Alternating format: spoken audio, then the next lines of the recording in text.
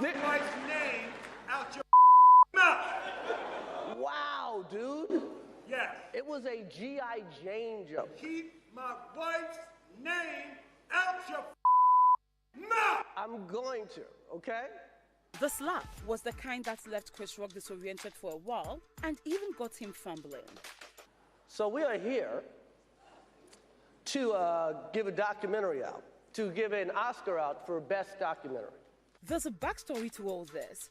While some saw the slap as an overreaction to a tactless joke, others pointed out a decades-long personal history in play.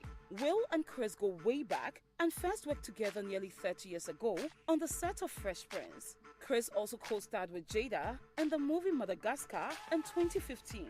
Then came the 2016 edition of the Oscars, where Chris Rock aimed some few jabs at Will and Jada while hosting. Jada got mad. Jada says she's not coming, protesting. I'm like, is she on a TV show? Jada's gonna boycott the Oscars. Jada boycotting the Oscars is like me boycotting Rihanna's panties. I wasn't invited. Prior to the Oscar slap moment, Jada had previously shared her struggles in dealing with alopecia sometime back in 2021. Some are also of the view that Chris Rock's joke, referencing Jada to G.I. Jane 2, goes beyond issues about the bold appearance of both actresses. G.I. Jane is a 1997 American film starring Demi Moore, who once dated and married Ashton Kutcher, despite their 15-year age difference. Demi was 40 and Ashton was 25 years old back then. Similarly, 50-year-old Jada also admitted she was in an entanglement with 29-year-old rapper August Alsina during a tell-all episode with Happy Will Smith on their Red Table talk show last year. Can you spot the semblance in there? Well, Will Smith, who won Best Actor on the night for his performance in King Richard, however apologized during his acceptance speech but left out Chris Rock. To do what we do, you got to be able to take abuse. You got to be able to have people talk crazy about you. In this business, you got to be able to have people disrespecting you. And you got to smile and you got to pretend like that's okay.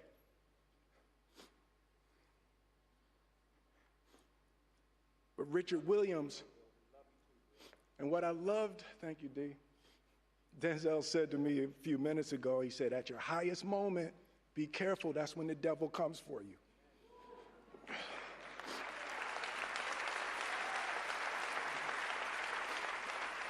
I want to apologize to the Academy. I want to apologize to all my fellow nominees. This is a beautiful moment, and I'm not crying for winning an award. It's not about winning an award for me. It's about being able to shine light on all of the people. Smith took to social media in less than 24 hours to make a sarcastic post about how he and Jada dressed up, only to choose chaos, and later apologize to Chris Rock. The Will Smith-Chris Rock slap moment at the Oscars have been met with strong opinions and divided response. The Academy leaders have strongly condemned Will Smith's behavior in an internal memo sent by Academy Presidents David Rubin and CEO Don Hudson. The Academy also indicated that formal review of Will Smith's Oscar slap will take some few weeks. He now faces suspension, expulsion, or other sanctions permitted. Hollywood's Tiffany Haddish and Jim Carrey had opposing views about the incident. First of all, I seen a man stand up for his wife, which we don't see that much anymore. That made me have hope. I just know she better take care of business when they get home. Because I know I would. If my man did that for me, I'm just saying, hello. Did you talk to... I was sickened. I was sickened by the standing ovation. I felt like Hollywood is just spineless, en masse. And it really felt like, oh, this is a really clear indication that we're not the cool club anymore. He doesn't want the hassle. I'd announced this morning that I was suing Will for $200 million because that video is going to be there forever. It's going to be ubiquitous. You know, that insult is going to last a very long time. If you want to yell from the audience and disapprove or show a disapproval or say something on Twitter or whatever, you do not have the right to walk up on stage and smack somebody in the face because they said words. Will Smith's mom, Caroline Bright, expressed her shock about the incident. He is a very even people person, and that's the first time I've ever seen him go off. The first time in his lifetime. It surprised you too, huh? It did. It did. As I said, I've never seen him do that. Chris Rock broke his silence and addressed the topic publicly at a stand-up show in Boston. I'm still kind of processing what happened. Like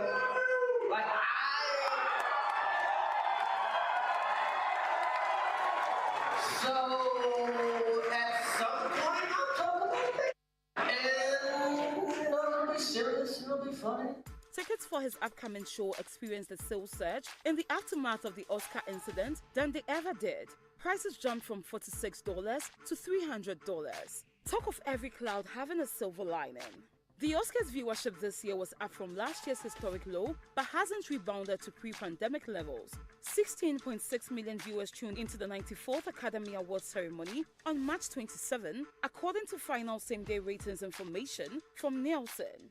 The slap moment, however, recorded a dip in viewership during the show.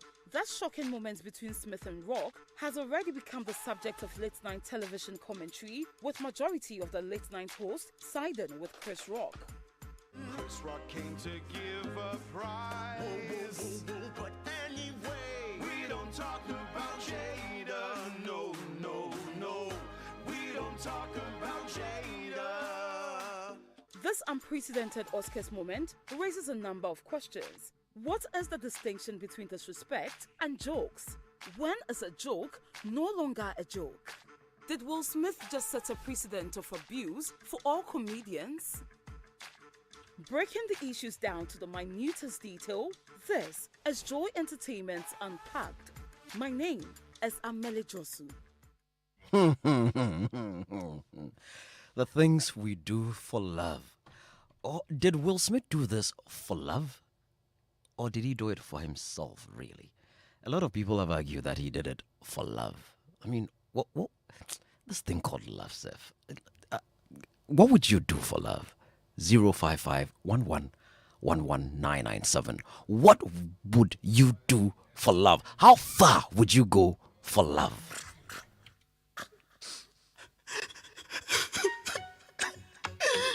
Sir, I want you. You get mad? Mad? Shut. What the fuck? Yeah. No.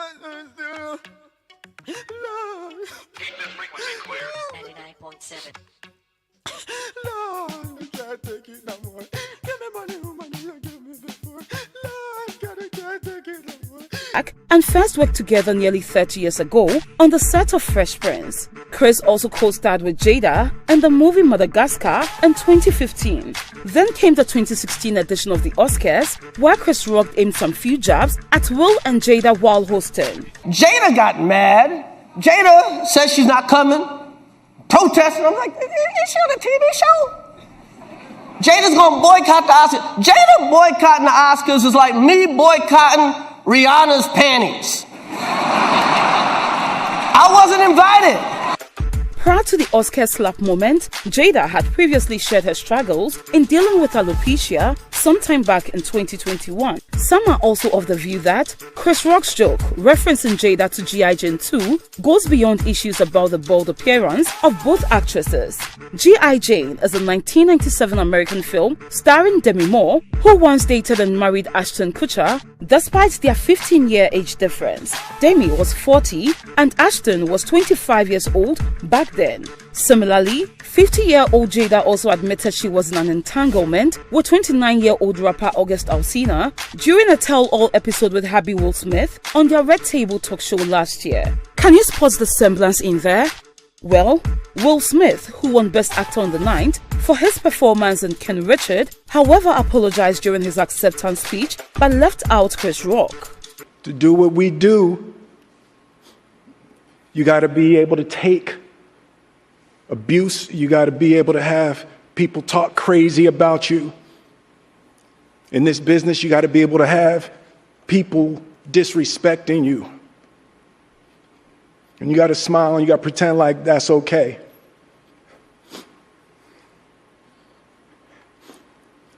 But Richard Williams, and what I loved, thank you, D. Denzel said to me a few minutes ago, he said, at your highest moment, be careful, that's when the devil comes for you.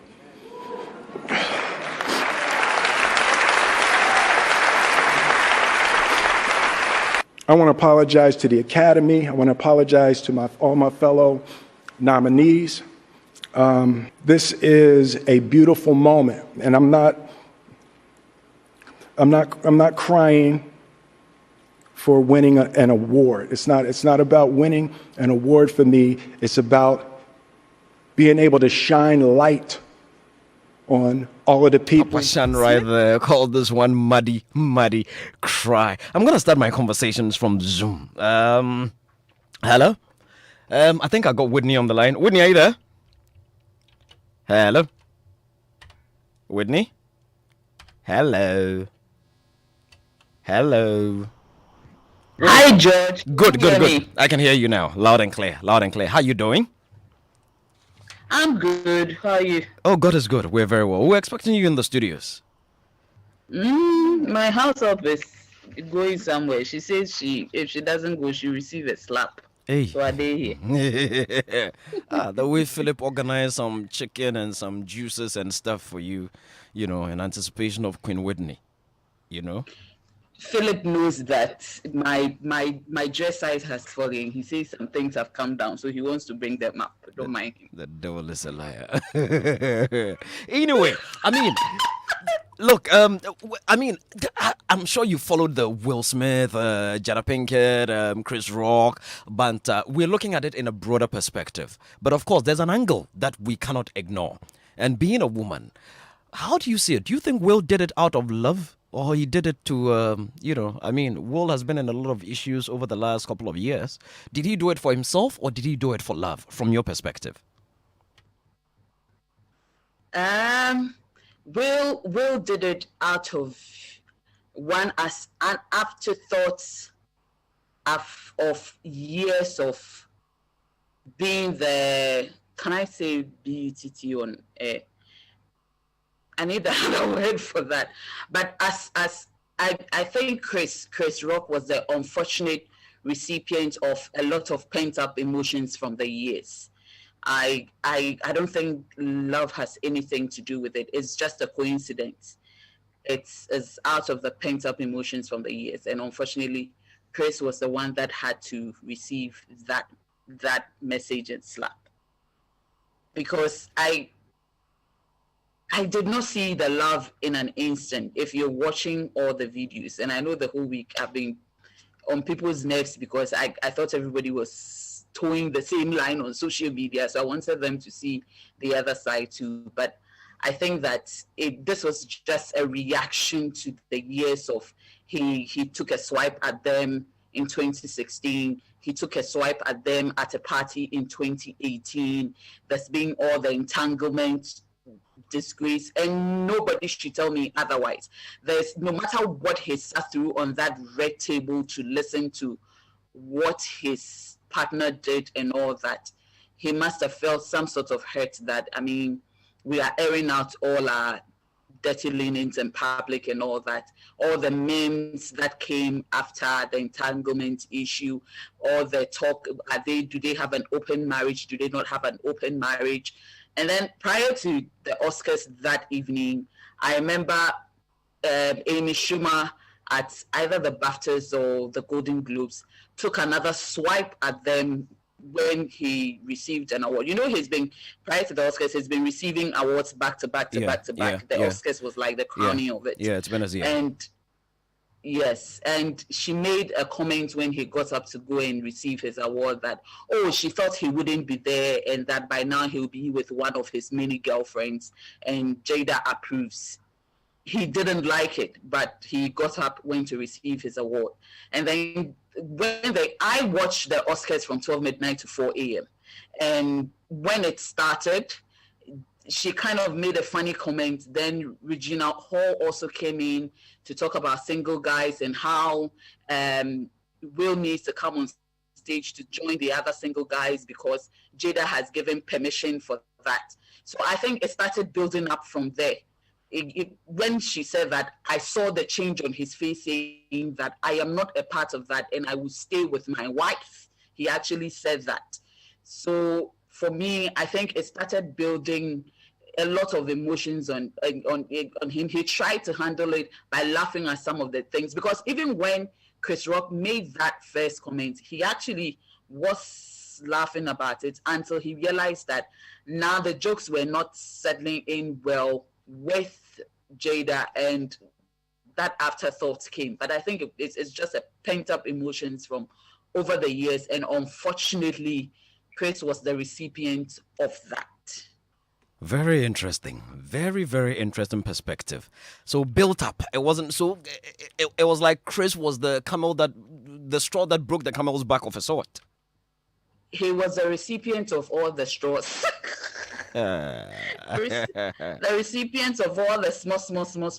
And I think what is shocking the world is the fact that for over 30 years, we've known Will as the carefree. In fact, I've seen some people write that the whole Smith family, he's the only likable person.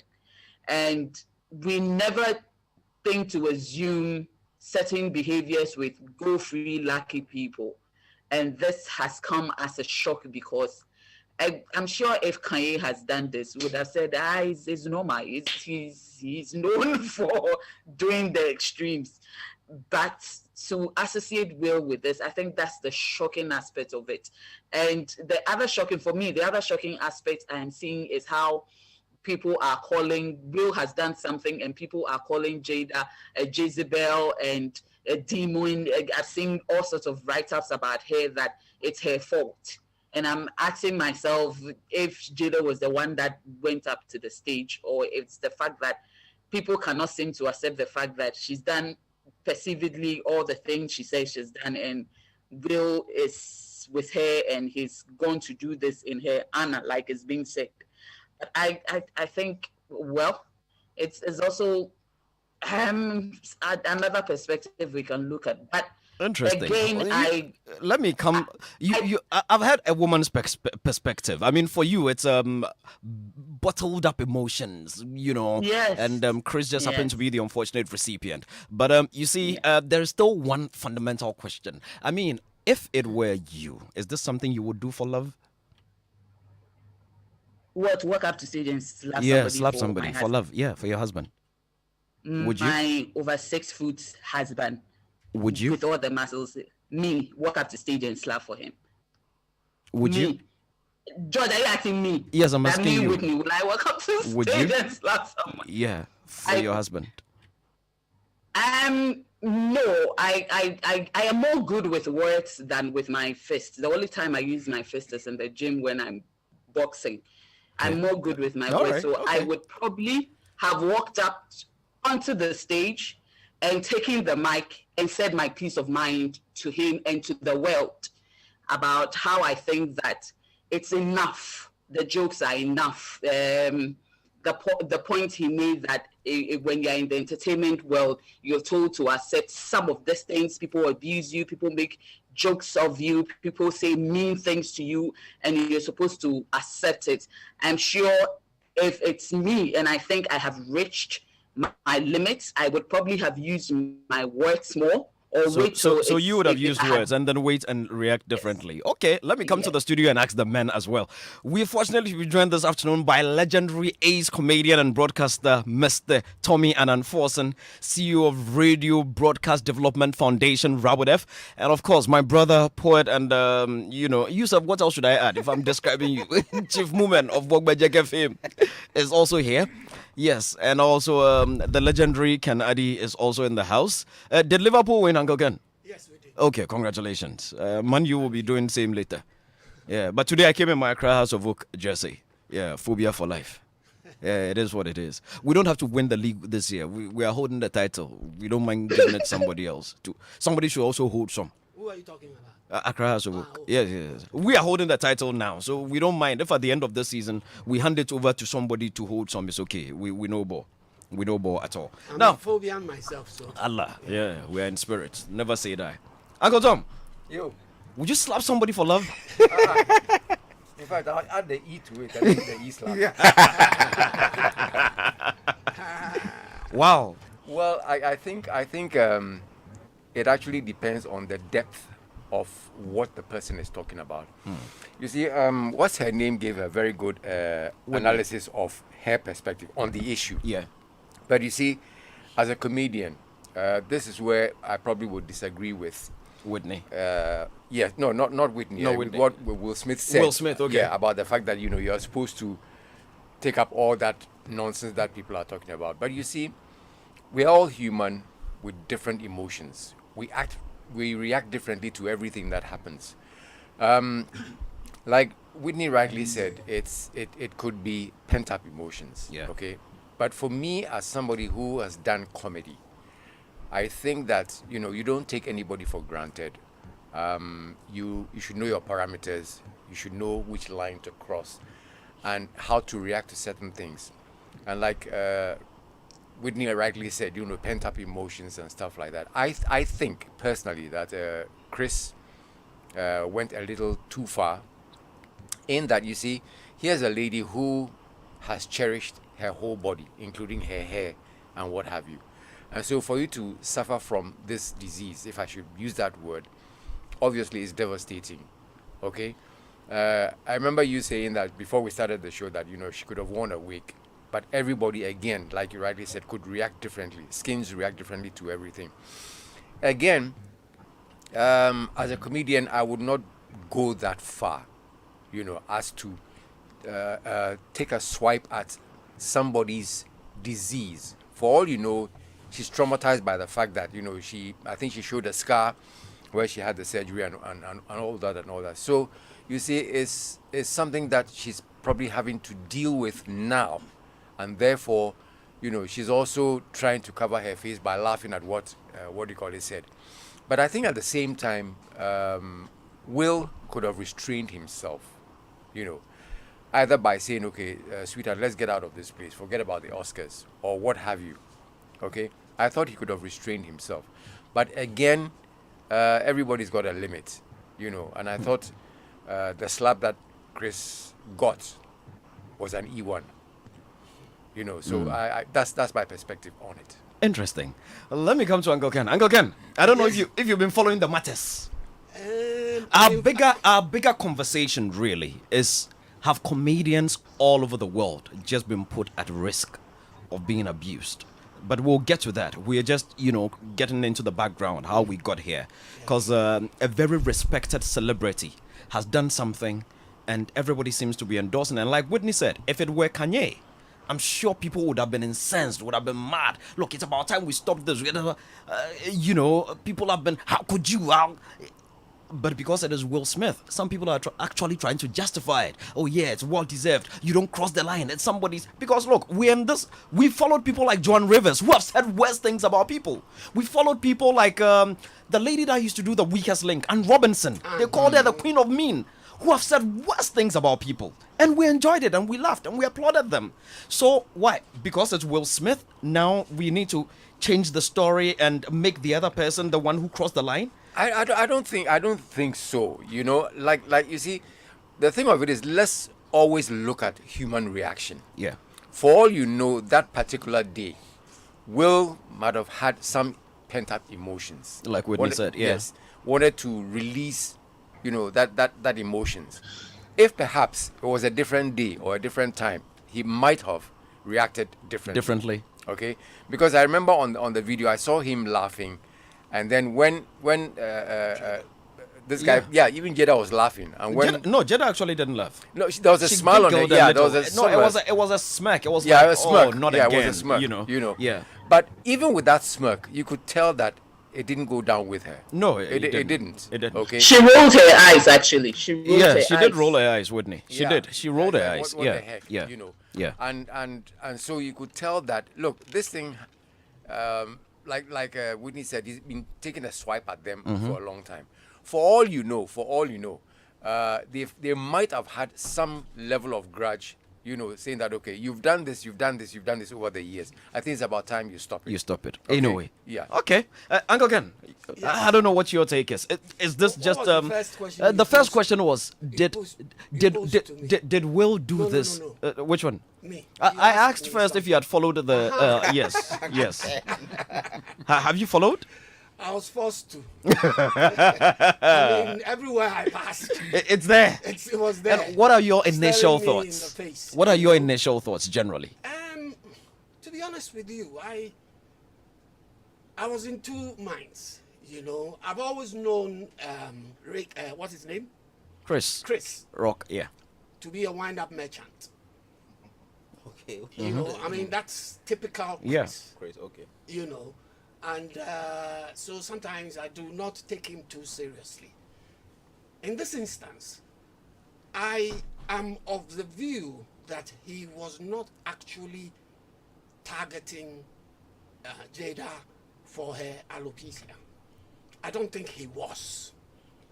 I think he was referring to her looks and comparing the looks to Demi Moore. Uncle Ken, Yes. I want to hug you because you've just spoken my mind. But continue, please. Seriously, that's what I think. That he looked at her and he just had Demi Moore in his sights. And so was trying to tell her she would do a marvelous job if there was a follow-up movie to play that particular role. And I was stunned that, what's his name? Will actually took offense.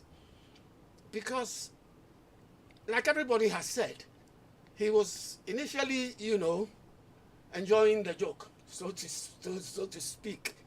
And then we are all made up differently on this earth. And you know that. Yeah. So his reaction was a bit strange. Taking into consideration where he was, knowing perfectly well that the event was being beamed to millions of viewers worldwide, and he gets up, walks up stage, and slaps the guy. George, over the week, you have been championing a certain path that you think it was staged. Yes. I don't think it was staged. I honestly don't think it was staged. Well, after events have shown us that it could not have. Yes, been after events are proving otherwise. proven But yeah. otherwise, but I would have.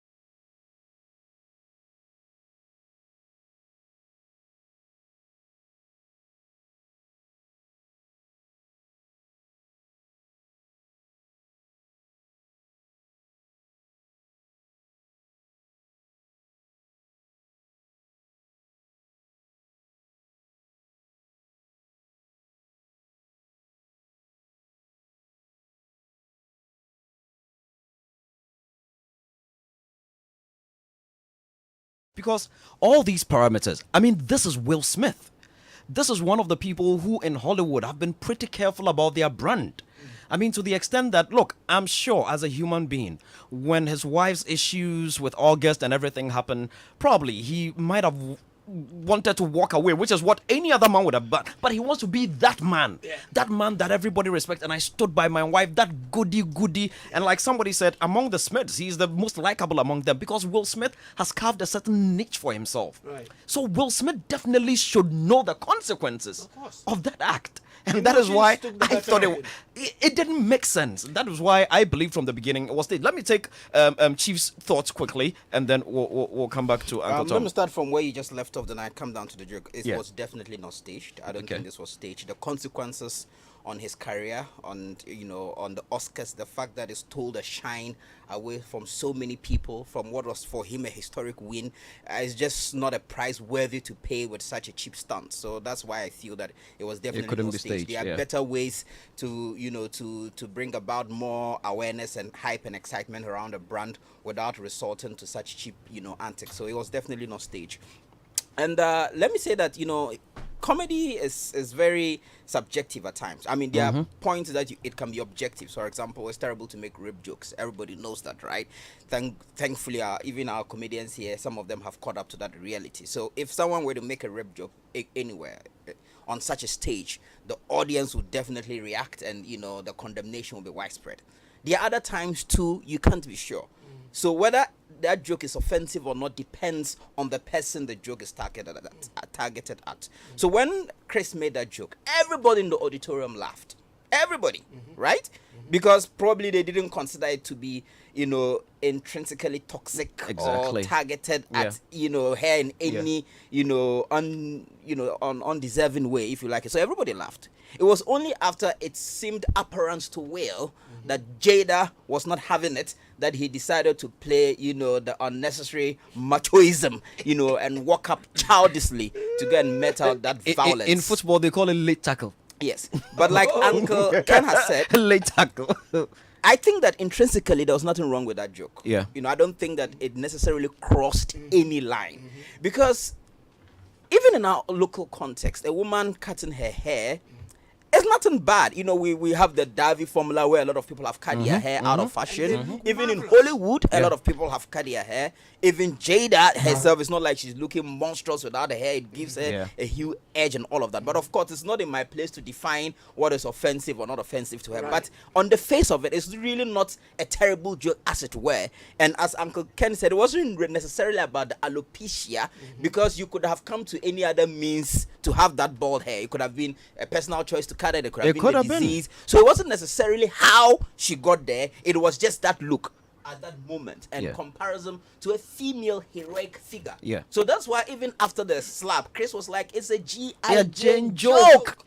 Because this is a powerful character. Yeah. And sometimes the way you react to a situation, that's one of the things that humor and comedy does, it is to detoxify a situation. So imagine if after the joke, Jada has stood up and like yeah, G.I. Joe. Immediately would have shown a positive image of her embracing her reality and taking the stigma out of it. Exactly. Because one of the campaigns that a lot of these patients have been, not patients, people with that condition have been on, is to detoxify, to take the stigma out of that condition. That yes, it's a condition that makes you lose your hair, but how can we make this situation positive? So there's a good friend of mine called Samira here in Ghana who has been on this campaign. She has alopecia and she's done model shoots, she's gone on interviews. Even though it has been a difficult condition to deal with, the reality is that they've come to the understanding that this is it.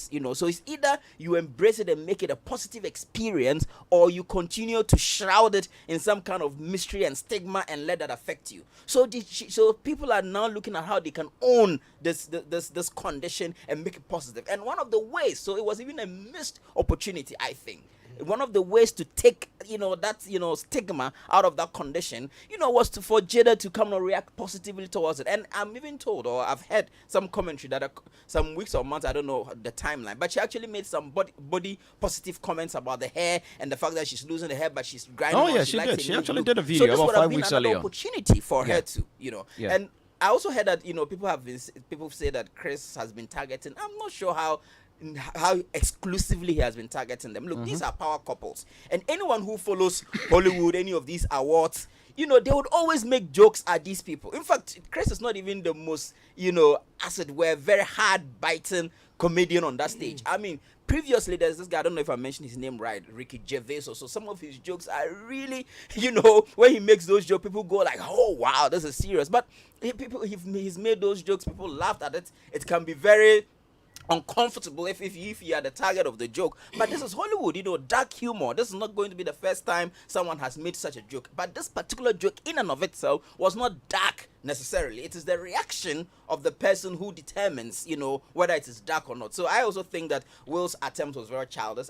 It was very difficult for me to actually hear him speak when he came to receive the award and he was speaking, because I felt it was not there was no reasonable way to explain his reaction. And even the way he wanted to make it look as if he was standing up for his wife. Or anything. I don't think it was. I'm going to go back to Zoom to hear the thoughts of our clinical psychologist very quickly. Then I'll come back. Uncle Ken, I'll come back shortly. This is Adolf Awukubeko. He's a clinical psychologist. Adolf, good afternoon. How are you? Good afternoon. Yes, Adolf, great. Everybody. Thank you very much. Adolf, I don't know if you follow the story. I'd like to know what your initial thoughts are on everything. Yeah. Well, it's unfortunate. Nothing Will Smith does would justify what he did. I mean, we can all be angry, but to cross the line to execute, to be violent, it's a choice that he made. He disregarded every cue. He didn't appreciate the context very well. And underestimated the impact of what he was going to do. And sometimes when we are very angry, we actually do not think. The logical side of our brain do not work when emotions take over. And I think that a little bit of restraint should have come from him. Respecting the platform would have helped him emotionally regulate very well. When it came to emotional regulation, he was completely out of order. And for me, it was very sad watching him, and especially the after show with the children all present. What kind of signals was he sending to his family, particularly the children? And it is unfortunate. We could all get in there. Honestly, we could all get in there. Emotions can be a very serious thing for all of us. And so I'm not coming out this way to just crucify him, but what is wrong. And yes, if Chris Rock messed up, he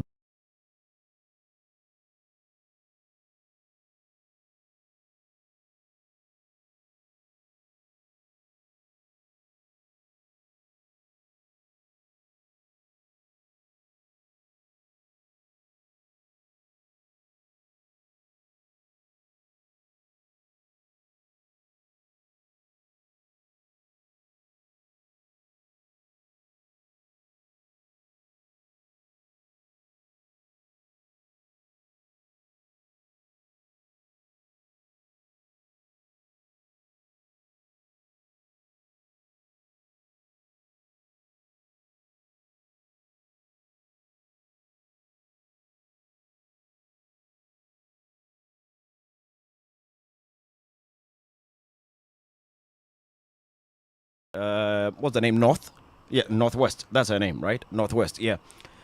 She said it on Fashion Police. She said that baby is ugly. I've never seen a 6-month-old so desperately in need of a waxing. Yeah, and people laughed. I mean, but that's clearly one of the instances. But George, that doesn't make it right. Oh no, Whitney, I'm not justifying it. I'm not justifying it. Yeah, I'm only saying that is what the comedians do. So at which point do we say the line has been crossed? What else? And that's why Uncle Tommy Anamfosin is here. He is a comedian, one of the most respected in the business. You understand? Later on, we'll speak to some of our comedians as well. We have DKB as well on the phone line. Whitney, come in quickly, then I'll go for DKB. Yes. Yes. You know the funny thing I have noticed over the week? I'm glad you brought in this Joan Rivers one, because it seems like when this happened, and I am not being racist about it, but it has been black on black. The anger I see is black on black, and then they have the white sort of backing it.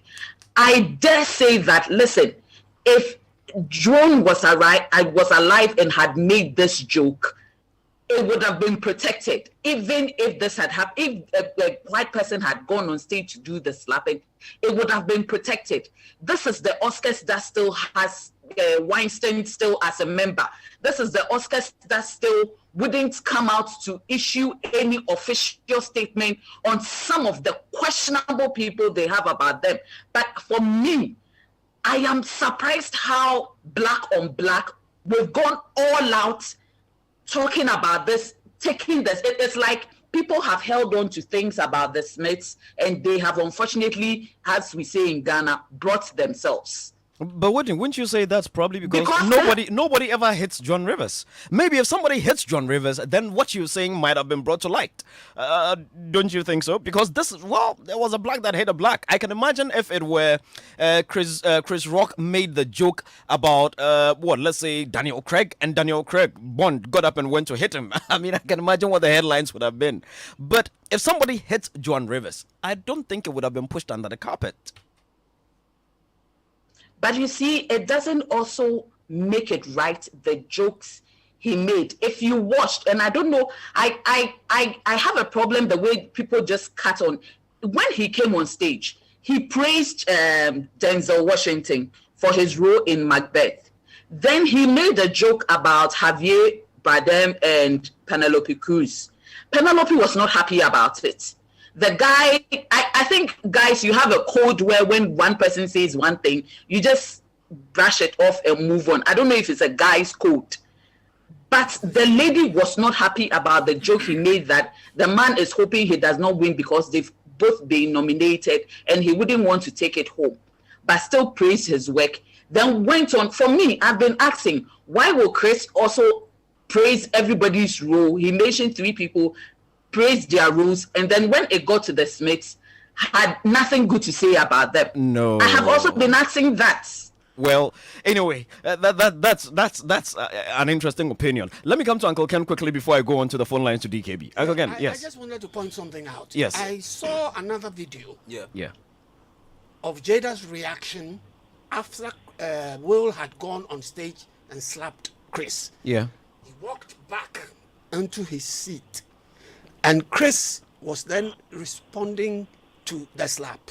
Yeah. And Jada was seated there and she was laughing. Yeah. I saw that one too. Did you see that one? Yeah, I saw she that video. She was laughing. It was recorded from someone's phone. Yes, from someone's phone. It's not from the Academy's. Academy's. See the back of her. It's not from the over 30 cameras that were used in the auditorium. No, it wasn't from any of those. Anyway, let me get to the phone line. Hello? DKB. Bosu, onukpatete. We give glory to God. We give glory to God. DKB, I mean, I don't know if you follow the Oscars thing. Have you followed the story? I mean, you're a comedian and you pick on people a lot. I've been in shows and I know. I mean, you, in fact, from Nigeria, I think Clint the Drunk is the worst. Clint the Drunk always picks on someone from the audience. Have you guys just been exposed? Are you afraid somebody might attack you on stage anytime soon? In what sense? Are you afraid somebody might attack you on stage anytime soon? Oh, for me, I'm thankful God made me thick and tall. So, what are you trying to say? We should worry about Lexi the comic? I've said what I want to say clearly, because if Chris Rock had been The Rock telling the joke, do you think Will Smith will comfortably get up to go and plant a slap on The Rock's cheeks? Interesting. But generally, what's your take about the whole situation before we get into what I think, first of all, I think it saved the MPP government, because it was around the time E-Levy was about to become topical, and Will Smith saved them from a lot of criticism and pressure for the E-Levy issue. So that's just one side of the whole thing. Now, secondly, Will Smith has been trying his best his whole life to prove to Jada Pinkett that he's a thug. Now, when I say thug, like a strong man, an alpha male, he can stand up for his woman, because so many times Jada Pinkett made him look like a beta male. Now, when we say a beta male, a weaker man, because Jada has so many times said it clearly that Tupac was a better man she has been with than Will Smith. And then to that round, a red table, something where she revealed that she had an affair with August and all of that, and she called it entanglement. It was all an embarrassment to Will because Will was really mocked. So Will has been looking for an opportunity to prove that he's a man's man. He's also a thug like Tupac because Will has been mocked his whole life, to be honest. When it comes to rap, they say he does mama's rap, and coming from Philly, Fresh Prince of Bel-Air, this guy's a mommy's boy, that's a mommy's TV show. You know, the American streets don't validate Will Smith. Then to his own woman of validating him. So he has been looking for ways and means. Actually, if you observe the video well, Will had a smile to the point of laughing. And then until Jada's face changed, he didn't move. So when Jada's face changed, it looked like, wow, this is the right moment to prove to Jada that I can also be a Tupac. Because Jada's relationship with Tupac was very intimate and intense.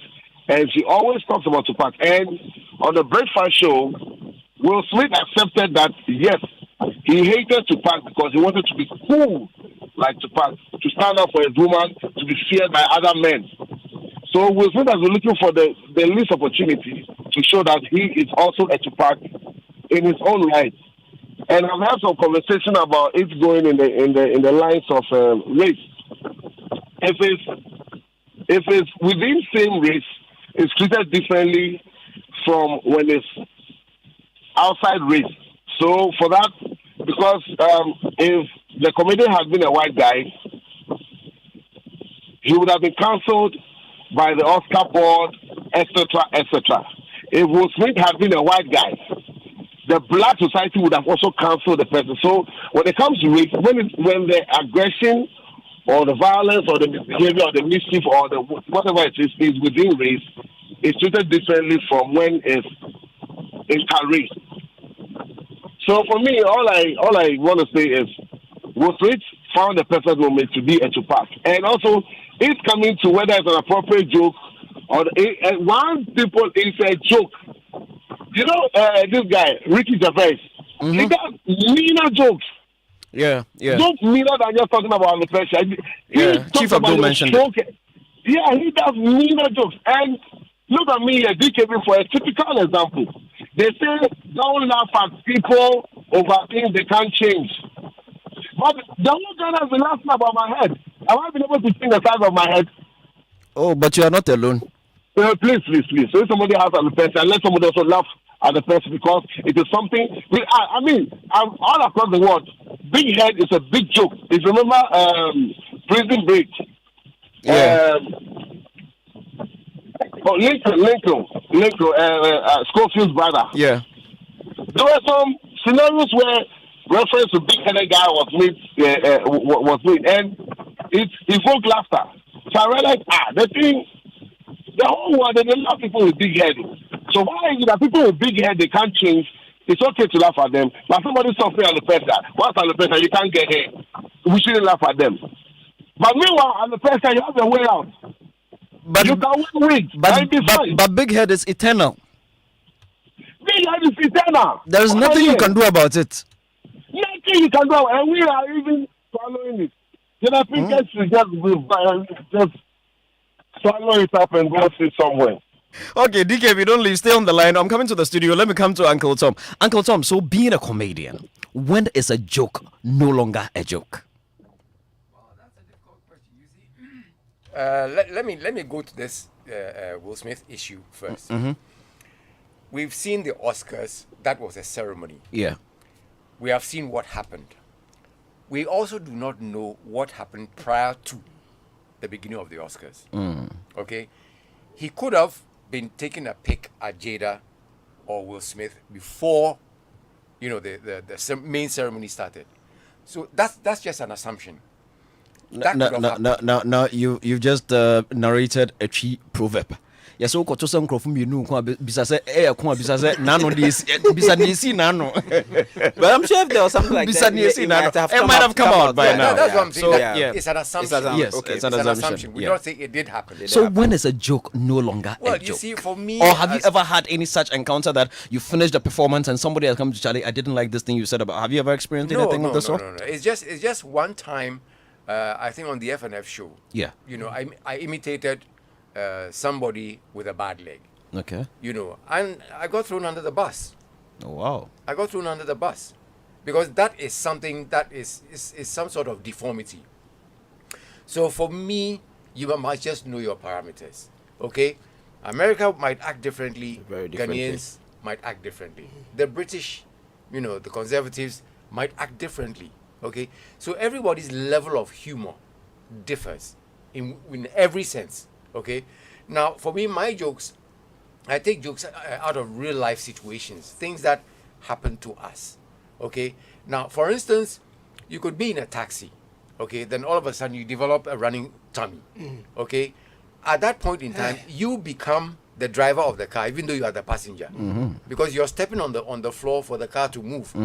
Now, here's a situation where the car in front of you is driving slowly.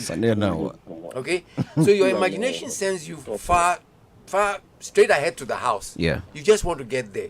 You see, now it is known that the closer you get to the house, the more you want to use the washroom. Okay, these are very serious situations. But if I were to tell it in a form of a joke with facial expressions, that is where people would laugh. Okay, I did a joke about CNN and our weatherman. Two different things altogether. Okay, but after being thrown under the bus, I said to myself, okay, our humor might be different. The American humor is different.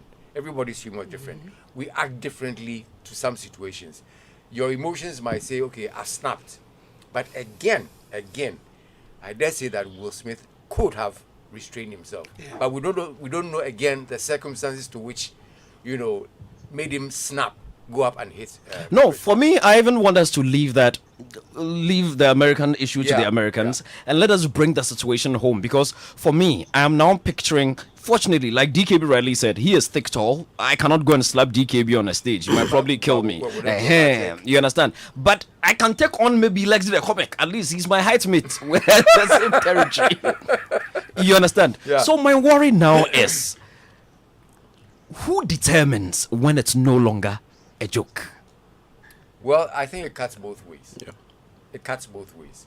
Once you know your parameters, okay, I'll give you an example. There was a time where a Ghanaian comedian, I'll not mention his name, went on stage and started telling vulgar jokes. Okay? A former first lady walked out because it was not funny. She was there with the children. They were young. Walked out. The age, it wasn't working for them. So that is where... So let us not assume she walked out because it wasn't funny. Maybe she walked out to protect the children. Exactly. That's possibly. What I'm saying. Okay. Because some of the jokes were very vulgar. Yeah, very vulgar. So she walked out to protect the children. Not that she wasn't enjoying herself. No. Maybe she was, So to protect the children. So when you see that happen, you might have half of the audience enjoying it, maybe half saying, oh, it's a bit sensitive. Okay. So you should know your parameters. You should know where to cross the line. For me, I think that clean jokes are more of things that people enjoy. Maybe real life situations, but not somebody's deformity, what somebody's going through, trauma, whatever. Okay. Again, your performance can be determined by the reaction of your audience. Okay. So if you crack a joke and they don't laugh, that is where you say, okay, plan B. I need to know what to say, how to say it, and why it should even be said. And when that switch works, they know that you are covered by, okay? But again, you can also have a very bad day. Your audience will not take to you at all. Sometimes I get on stage and they just look at my face and they begin to laugh. Okay? For instance, if I walked on stage, which actually did happen, I slipped and fell. Oh dear. on the stage. Oh dear. Yeah. You see, that's your reaction. Oh dear. And I'm laughing. I shouldn't be laughing because you slipped and fell. You see, so we have two scenarios. Yeah. But even though it was real, and I hurt myself, I got up and picked the mic. I said, "Oh, you guys, stop worrying. I've been rehearsing this for about 2 weeks." Okay. So then it works. So it works. So you know how to juggle your audience and know when to tell a sensitive joke. If it doesn't work, switch to plan B. I like that word sensitive. Before I go to Whitney and Counselor who are with us on Zoom, Chief, let me come to you. You are also in the theater space, in the performance space. I mean, if it is okay to laugh at my height, if it is okay to laugh at Nia Itego's bald head, if it is okay to laugh at Mikio Sebekun's stomach. Yes, Uncle Tommy Anam Forson's bald head. Yeah. If it is okay to laugh at IBK's plenty stomach, DKB's head, why is it not okay to laugh at something else? Yeah, because it's all about the context. You know, comedy is a very serious business.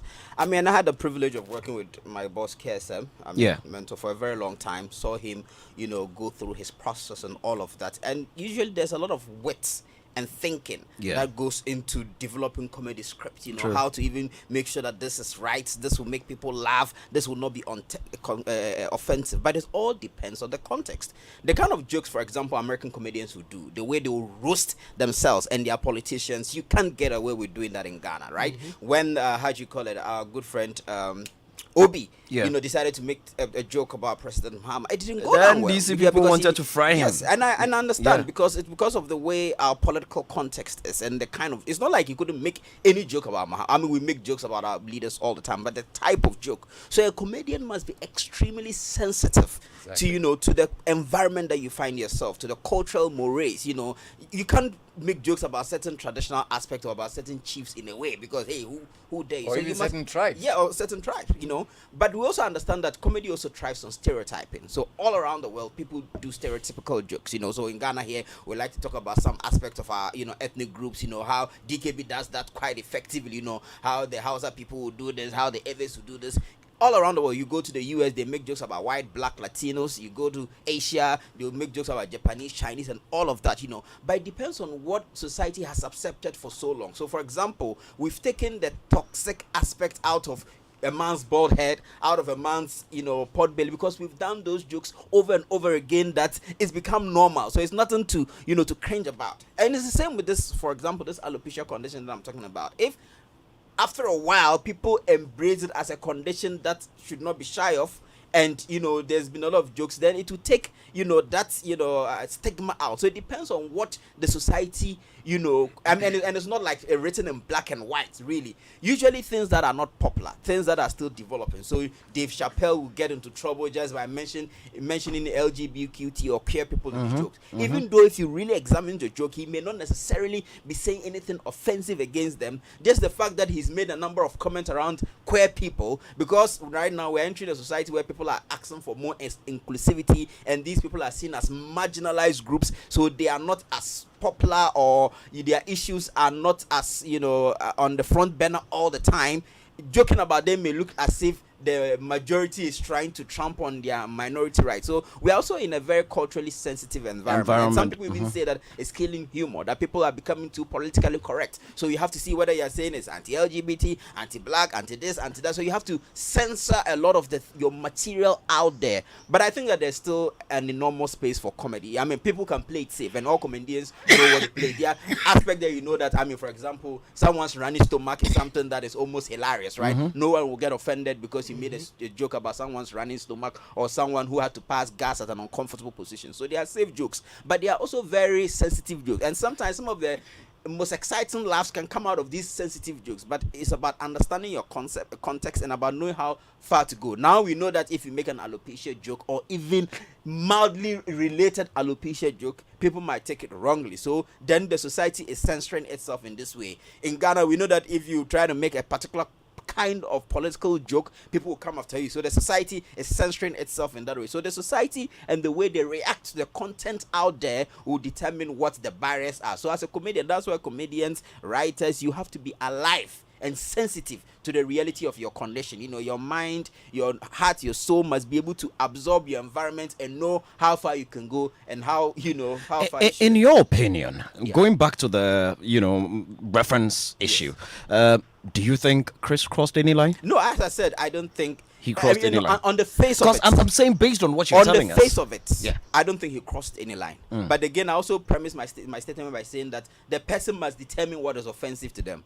But the truth is also that if we are going to take into consideration everybody's, you know, meter of offense, then we are not going to joke about that. That is where I want. You see, you've answered exactly the question that I. Because so if the person must determine what is offensive to them, so I attend the next comedy show being organized by Whitney Boache Mensah's company. I'm sitting in that auditorium. DKB is on stage. stage and DKB makes a joke about short people, I have the right to get offense based on what you are saying. So I can get on stage to go and slap him. No, what if now I want to get offended? Well, so now that's the uncharted territory. That's why people are commenting that sometimes becoming too politically correct may take the shine away from some of the joke. But the reality also is that we have come into a world where previously we may not have been concerned about some people, marginalized groups and all of that. But now the world is becoming increasingly inclusive.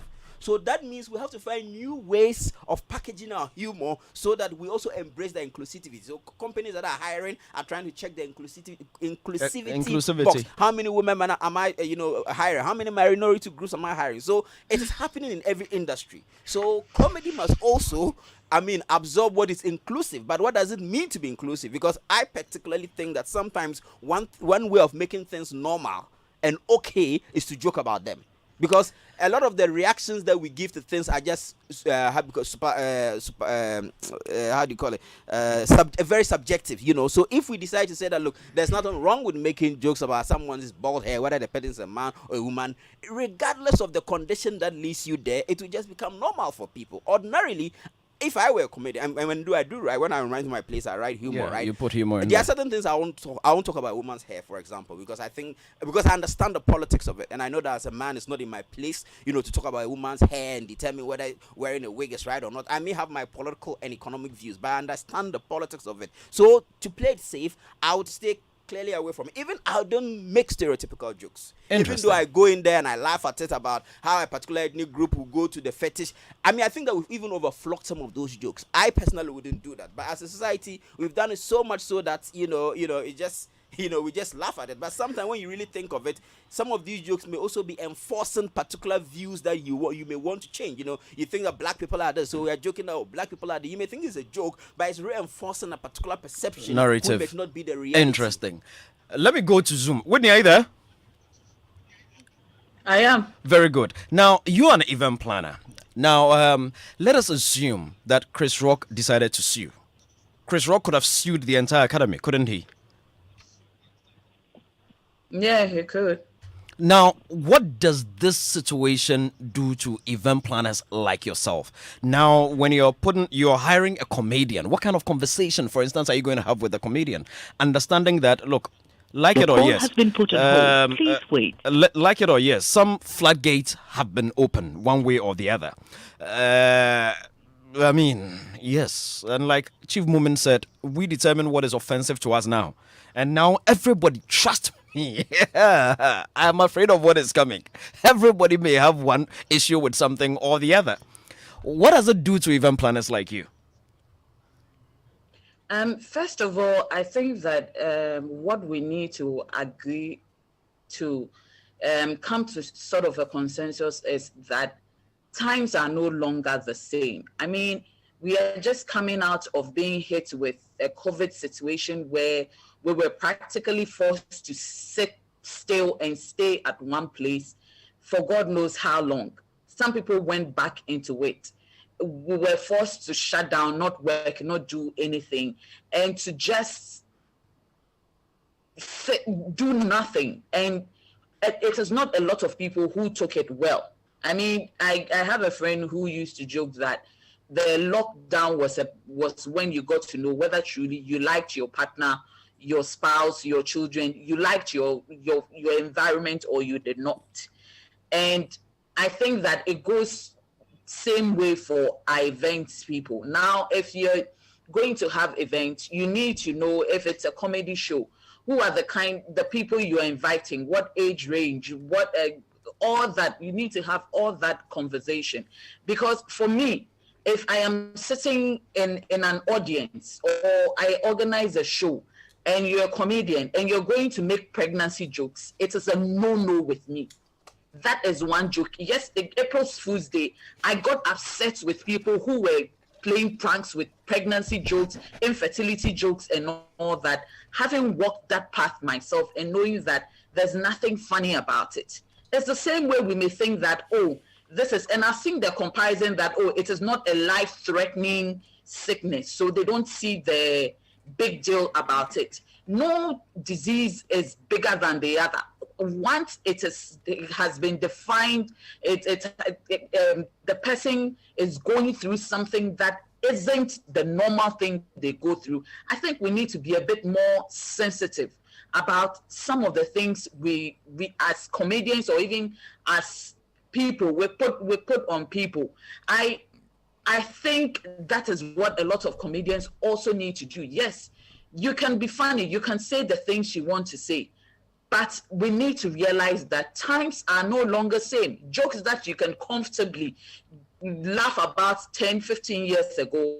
Listen, it is no longer funny to even look at somebody's child and say that, oh, as a man, when she grows up, I'll marry her. That comes off, you know, it is no longer that. We think that you are already sexualizing the child at that stage. So we also need to be sensitive. It's sad that joke is no longer just joke. And now everybody is watching that. Okay, so if I go and crack a joke about guns, is there a gunman sitting in my audience that will get up and be offended? Yes, if we're I here. crack a joke, if I crack a joke about I'm one of the people, I am married to a woman, and I take slaps at who's a lot, but you need to know your limits. There are things that I call them kitchen counter talks, and you can have that silly moments with your friends in a circle, but on a bigger stage, a bigger audience, we should just all bear in mind that times are no longer same, and some things that we used to get away with, you can no longer get away with those things. So if you're having an event, you need to be sensitive about that as an events person before your entire company is sued rock bottom, literally. Very interesting. Let me go to Counselor. Counselor, are you there? Sorry, clinical psychologist. Yeah, you're still a counselor. I'm here. So it's still the same. Now, I mean, getting into the heads of our comedians, what do you think this situation, what sort of space do you think this, do you feel we are boxing them and we are sort of stifling creativity? Do you think this situation could possibly stifle creativity as far as our comedians are concerned? Because really, listening to the house, there's so much work that they have to do now than ever. Yeah, I think it is a yes and a no. It is a yes and a no because as I was listening to the views, I was getting a bit worried for comedians. Now, if you're going to allow what is hilarious to be determined or not hilarious to be determined by the subjectivity of audience, and a comedian must take this into consideration, then you have a hard time really coming out with something creative. So I don't think that we should really go that tangent. In as much as I appreciate the fact that times are changing, we must appreciate the politics of our time. We must ensure that what is hilarious, what is comedy, what is funny, and it is consistent across time.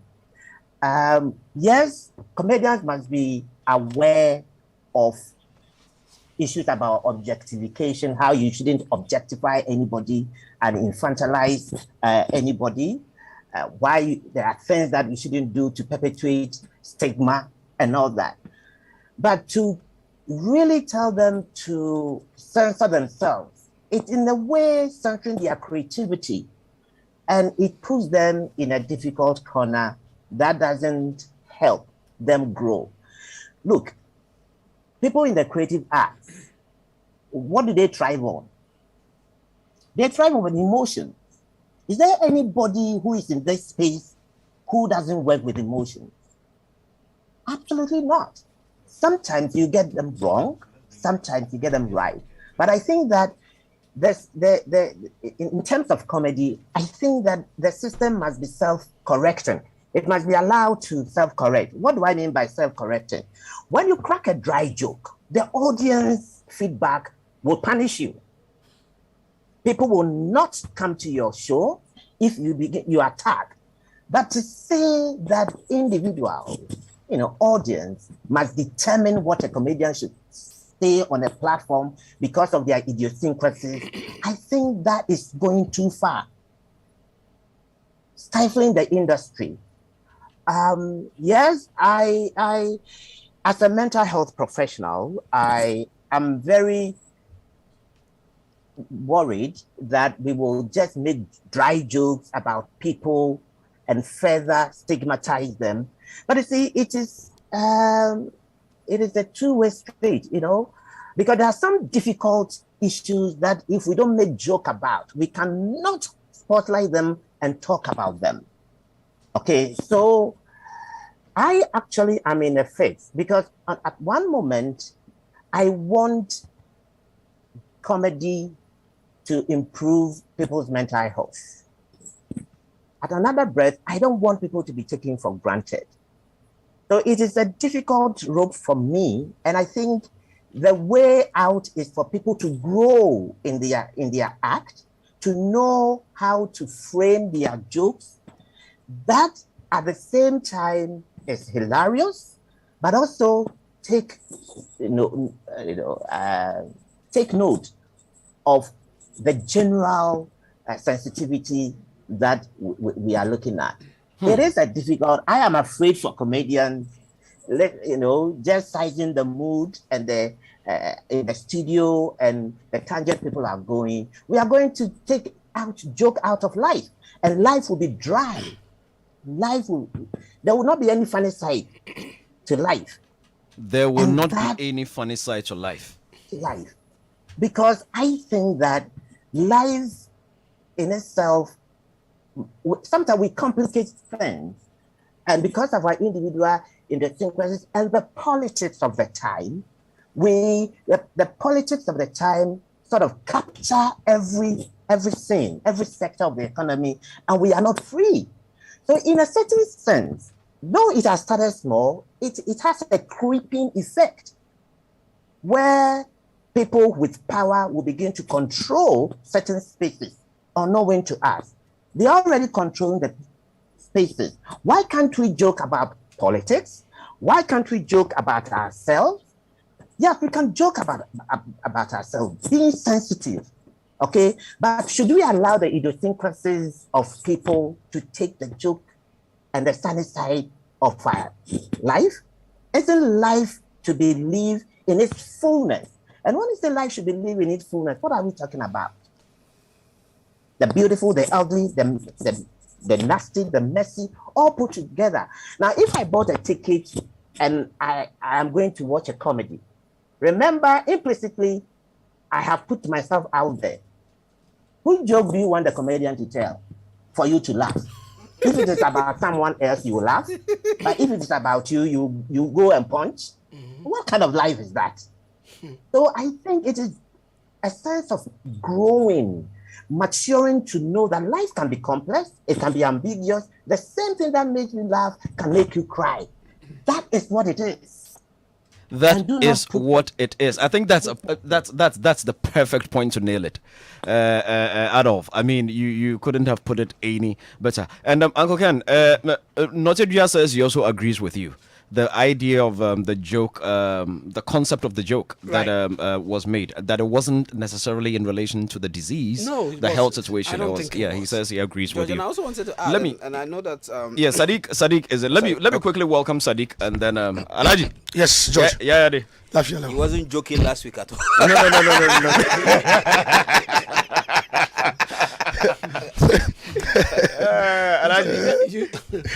You know, George. Yeah. Everybody has said things about comedians. And I also agree 100% with Adolf. Yeah. That what do we want as a people from comedians? But I also think it's a cultural matter. Because, George, I lived in the UK for quite some time. Yeah. And in my time, they had comedians like the two Ronnies, Jasper Carrot, Bruce Forsyth, and these people, when they came on stage, they tore each other apart. True. And everybody just laughed. They call it roasting. Roast. Yeah, roast was actually a show. Themselves. Yeah, roast. It's a whole show on roast. Yeah, roast. They roasted We themselves. can never do a roast show in Ghana. No, somebody. No, Jasper Jasper Carrot was known for his jokes about Germans. Yeah. He would get on stage and he would deal with all aspects of the German life, and everybody would be. But Uncle Ken, do you think he can do his kind of jokes in today's environment? In England? Yes. I sure think he still can. Because that's why I'm saying it's a cultural thing. They accept, look, Margaret Thatcher. Yeah. She's been picked on a number of times. Musicians, by everybody. Even Donald Trump of recent. Current PM. Boris Johnson. Oh yeah, Boris is a bad joke. Uncle Ken. What's the guy, South African guy? Trevor Noah. If Donald Trump gets a gun, he'll kill Trevor. During the lockdown period, Trevor Noah actually built his ratings specifically on Donald Trump. His career on Donald Trump. Yeah. But over here, we can't seem to laugh at ourselves. Please, it's not just that. The Americans have just shown us they also can't. For me, I think we're stretching it. But we can't. You see, that is why it's gotten so much space for people to talk. Because they were once upon a time known as people who could take it. Yeah. And now all of a sudden, this has become a blotch. Particularly when it was a take on another comedians, and so there was an expectation that... George, do you believe the hype? I just got sent a message by a cousin of mine. Okay, that was arranged. My nieces? They are all grown now. Oh, yeah, they're grown up now. Okay. So they won't be looking at you anymore. Have they been betrothed? No, that was a good joke. George, people believe Yes, Uncle Ken. Chris has been pestering Jada since 1997. Yeah, Whitney mentioned that in her submission. Oh, Whitney did? Yeah. Well, I missed Whitney. She gave the background. I mean, she shared all the antecedents. Yeah. She said all that. Yeah. Yes, exactly. Yes, that it's not something that just started overnight. And it's also been rumored that he had a crush on her. Okay. At a certain stage. Yeah. So maybe it was out of admiration, an abundance of admiration. Maybe Maybe. we should do a literary analysis of the content of the jokes. I think that why do men do that? Hold on, Whitney, hold on. Everybody hold your horses. It is Sadiq. I was welcoming Sadiq, and Sadiq, you have consistently look. Let me commend Sadiq for that. He's consistently found a way to plug comedy into his music award scheme since the very first year till now. 3 Music Awards, which is quite commendable, and it's giving our comedians a lot of leverage to express themselves. Kudos for that one. Now let us assume that your comedians on one night in their performance and their delivery, they pick on a musician. They pick on. Look, I remember when Medical got 13.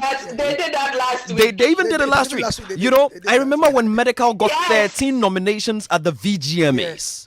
Somebody actually said, Charlie, the guy had a medical condition. 13-0. He did not win any. 13. A similar thing happened to, I think, was it Kim Promise a year later? He also didn't win any. And they, exactly. But that was a play on words. Hold on. Medical condition. He was saying within a... Yes, exactly. Within. Yeah. So if anybody took offense for that, I would be surprised. Now, you are an event planner. If somebody takes offense from a joke from one of your comedians on the night, how are you going to handle it? How would you feel? Do you think they are overreacting? Because on this very panel, we said that, and Uncle Tom has made that quite clear. And Chief Mumin also said it. Chief, what did you say? That the one at the receiving end of the joke is the one who should determine whether or not it depends on who and why they feel offended. But is that the right way to approach it? Because if that's the way, I can decide to pick offense anytime I want to on any subject matter. What does that do to our comedians? Is there still a comedy practice? Well, I mean, if that continues, definitely it would be limiting what the comedians do. I mean, here and culturally, I realize that if you look at it, we've been picking on ourselves for a long time, and a lot of comedians have built their careers on things that happen around us. I mean, coming up as a Northerner, we've always laughed at the Fritz Balfour's always mimicking how the Fafras would speak. He's got this accent that he does about the Bolga guy and everything. We've always found it funny. Fritz Balfour always does that. I'm thinking Uncle Tommy Hammer Fosin has also done a bit of that. I mean the Indians very. Exactly. Very much. Exactly. We picked on comedians have picked on the Fantis, spoken about even Fantis that are comedians have spoken about how they are Mbelefo and all of those things. Even Elwes. What are you trying to talk about? Look, a whole radio show for a long time got huge ratings. Radio Gold. Kokonsa. Yeah. Built it because on the accent of the Elwes. Yeah, make yourself. So I think that it's been tastefully done over the years, and definitely if we are now beginning to, I think we are gradually there's a new thinking that's beginning to make people a bit more uptight. You know, I think that it also uptightness has a new allure now, where it seems like everybody is overexposed, everybody's too woke. Nose in the sky. Yes, exactly. To a point where everything is viewed from a certain wokeness thing. You know, and so when you take that particular part, everybody must align to that particular. And I saw that in this back and forth with what's it called, Chris, and because honestly, I think that it was, like you said, it was a joke. But if you see a lot of the argument that was being made, it was being made within the context of a certain wokeness that has arrived now that everybody's about to pray to. And if we're going to go on that tangent, we wouldn't even have comedy. Because comedy has always been about picking on something, picking on people, picking on attitudes, picking on lifestyle issues, picking on everybody could take offense. Imagine all the vulgar people getting offended about their dog eating. Exactly. The dog's jokes you make about their dog eating antics. Yeah. And in fact, when you go, they have the jokes. Dog eating antics. Go and make a joke about dog eating in Western, you become. You know, and that's the right word. Yeah. There's the wokeness now is leading us to a certain cancel culture where it looks like everything between a certain uptightness, everything must be cancelled. Everybody wants to push it, and they argued vigorously without understanding that it's beginning to break down things. And in fact, when you come down here, there are a lot of tribes that actually even have that. The Dagombas and the Mushis have that. When you see a Dagomba man playing with saying some words to Mushi guy, if you don't understand, you think, but why is he abusing the Mushi guy like that? No, it's just they have that. No, they've got that. It's a traditional thing that has been there. If you see the Mushi people taking, jibes at the Dagomba people, it's normal. Wala people also have it with Frafras and the Sisalas and the Gatis. So those are cultural friends. It's a very important gentlemen, you are going too far. The space that our culture also allows for comedy and humor. You are going too far. When I walk into the studios of Joy FM and I see Philip Nye and I say, "Hey, Charlie," and I drop the national anthem, it's just a greeting. Yes, it's gas. We are just greeting each other. Maybe now, myself going for it, Philip. I need to apologize to you for all the jabbings and call your wife and say, "Now I won't call you look." George, let me quickly ask you a question. Yes. Remember the first ever pork show that was organized? At the children's park. Yes. Yeah. I just parked my car, and just as I got out, somebody walked up to me, got out of his car, and apparently he was from Takrady. Mm-hmm. And he asked me, "Oh, Ola, if I don't know, I said, "Oh, yeah, no, you can go. If I name I don't understand, but it sounds funny. But that to a guy. It's an insult. Yeah,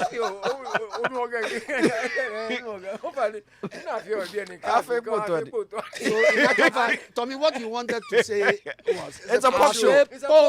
No. Pork show. It's not pork fat. I took offense. So I had to explain to him that if he had said you think the guy would have taken offense? But that's not the correct response. Yes. You know. So, sorry. If you misunderstood, I feel pork shoe. Exactly. Then he said, So you see, it will also depend on the kind of wits that the person must have. Let me done everything to I think that hold on. Okay. DKB will be leaving us soon. Let me quickly go to him and then Ijo. Headmaster. Hello? DK, are you there? Oh, what DK? Let's check if DK open DKB's line. Yes. Yes. Headmaster, are you there? DK. Yeah, you pay for 1 year to them. You mean DKB, Sadiq, you were saying something to DKB. I said, tell DKB that we'll gather all the Nima Swadawa boys. We'll accost him soon. We're talking about us too much. Forget yourself. Listen, do you know they actually meet me and celebrate me for telling jokes about them? Yeah. They tell me straight. I didn't know whether they are correct. I was telling one who said, don't go to Uber now, you're rough, you're about few. I am simple. And they celebrate me for that because you see, the difference here is this. If you want to speak about a tribe, a race, their lifestyle, you put them in a position of power. You don't put them in a position that will undermine them. Exactly. So for instance, for girls, you want to talk about their vulgarity. You don't just say that people are vulgar and try to undermine them, but you create a scenario. Like, for instance, that people say they don't want to pay TV license. Then you create a scenario where GTV sends an official to go to Choco for TV license. What will happen to that person? Aha. So now, if you're going to talk about a particular, like, for instance, heaven, see, whether we go to heaven or come down to the earth, when you provoke an other person, the next thing is they let you know where they come from and the powers behind them. It is a fact. So now, how do you highlight that in a joke? You highlight that in a joke in a way that will shine good light on them, in the sense that if you borrow money from an other man, hey, you can borrow money from a dumb man, but if you borrow money from an other man, pay the money because so. If an other man is listening, he will agree with you and laugh because, oh yeah, if you make your mind that you will not pay, I'll collect the money physically, spiritually, and electronically. That's what I'm saying. So you put them in a position where they feel celebrated and validated. So DKB, yes. I mean, looking at it, because from the discussions, we all sort of agree that this thing has the potential of stifling creativity. Do you feel troubled? Do you feel that your audiences might start coming at you? I don't care because I know where the thin line is. I know where the silver lining is. You see, for instance, if say you want to talk about body odor, okay, of a particular race, a particular tribe, let's say tribe A. Now, if the time was saying they say, this place smells so good, I'm so glad there's no tribe A person there. Some will giggle. Most will be offended. Why are you disrespecting tribe A people here? But now, I want to talk about body odor. This is how you address a vice among, I'm opening the rudiments of comedy here. If you want to address a vice in a particular set of people, you create a joke about seeing two of them dialogue.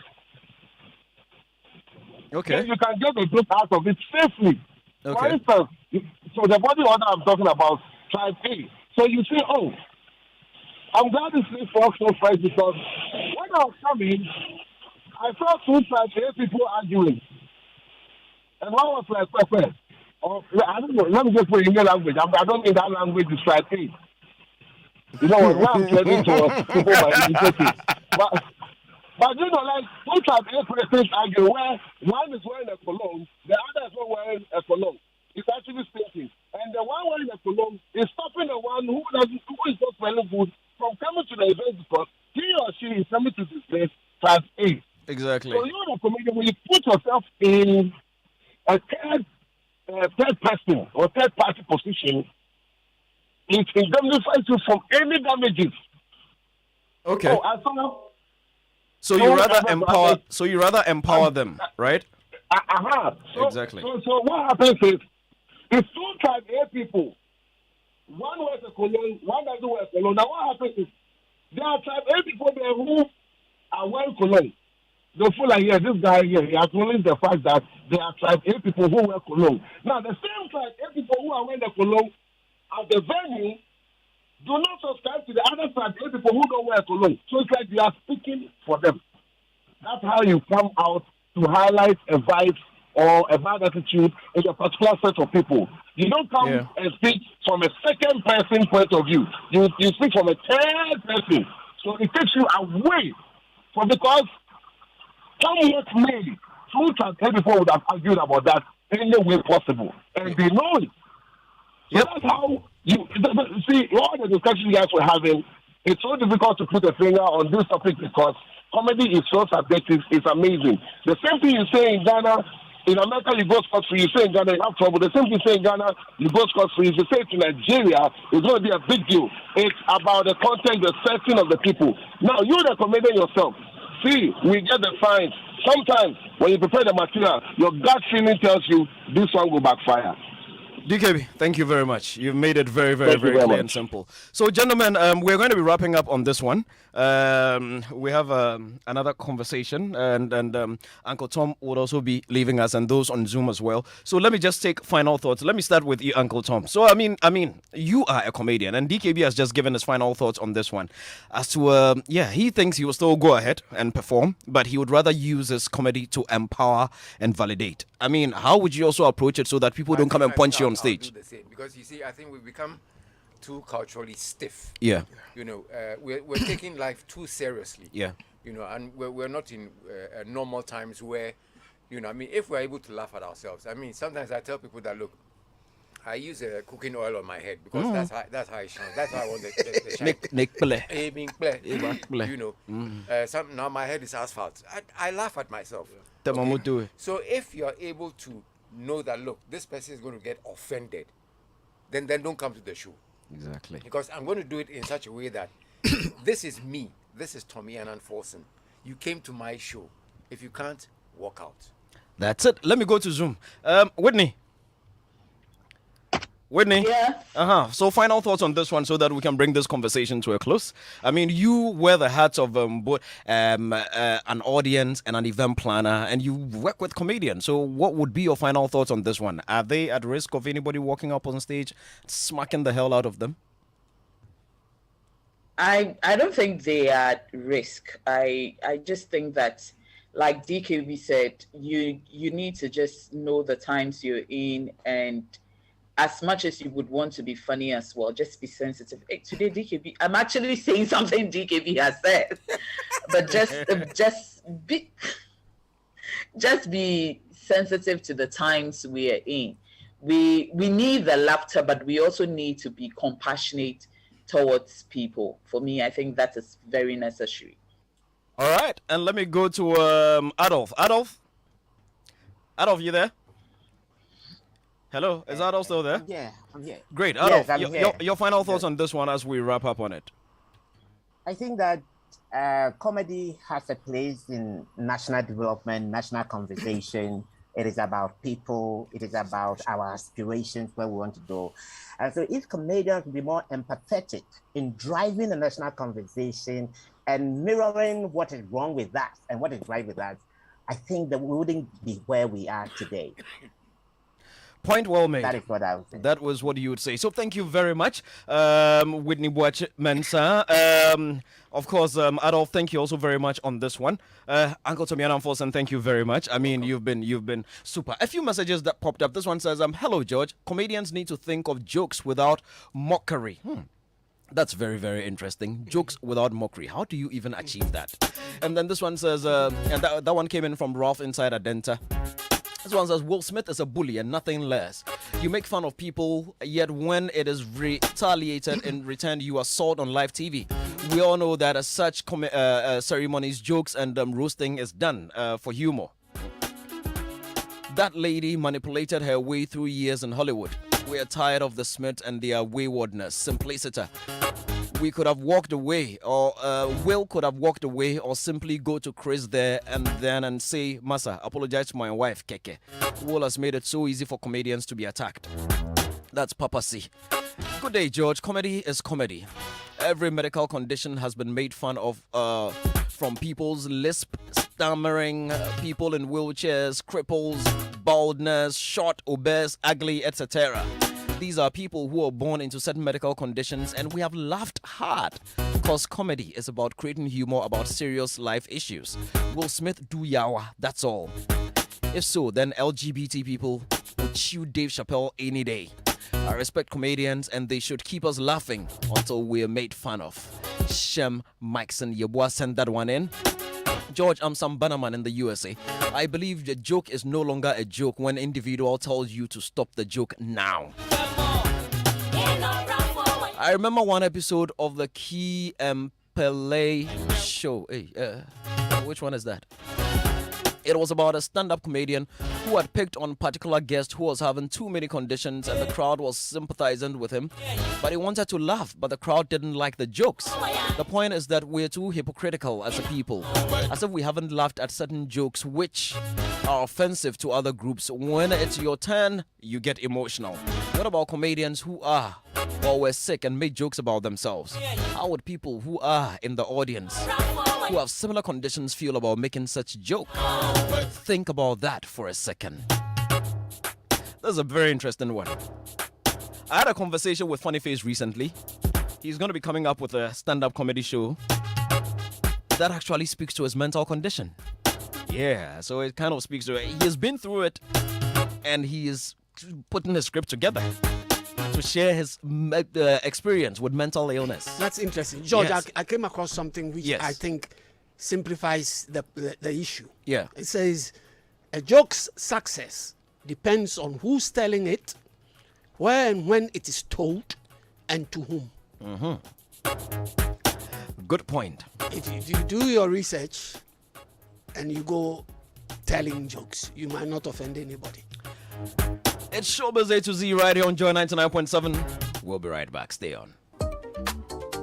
You don't have to wait in a queue to watch a movie. You stream at home. You don't have to fight the crowds. You buy exactly what you want online and get it delivered to your doorstep. What you want comes to you when you want. It's time your banking did the same. Meet Abby, your 24/7 digital personal banker from ABSA, here to do your banking for you. Abby's a fast learner. The more you Never chat, felt the so better your banking immediately experience gets. devastated So if you're an like I ABSA did at that customer, moment. whether it's But it making still inquiries, wasn't until paying a Rock friend, walked buying backstage airtime, or that checking your Packer was balance, finally just convinced ask Abby that to Smith do it for had you. actually struck him. The winners are walking off stage. Chris is with them, and I immediately go up to Chris. And you say what or you do what? I said, "Did he really hit you?" And he looked at me and he goes, "Yeah." He goes, "I just took a punch from Muhammad Ali, as only Chris can." He was immediately, in joke mode, but you could tell that he was very much still in shock. It's fascinating to hear that you had a few minutes to try to process or understand what had just taken place, but not until Chris Rock came off stage. You still were not sure if he'd been hit. I knew it was clearly a confrontational moment because of what was happening from Will in the audience, but I still wasn't sure that he had actually struck him. I made that clear, like, Rock, you tell me, whatever you want to do, brother. And he was telling me, I'm fine. Let's just get past this. I'm getting out of here. I can't believe this happened. The LAPD came and needed to talk to Chris. And so they came into my office and they were laying out very clearly what Chris's rights were. And they were saying, this is battery. We will go get him. We are prepared. We're prepared to get him right now. You can press charges. We can arrest him. As they were talking, Chris was, he was being very dismissive of those options. He was like, no, I'm fine. He was like, no. And even to the point where I said, Rock, let him finish. And they said, would you like us to take any action? And he said, no. He said no. And I didn't have any conversation with Will.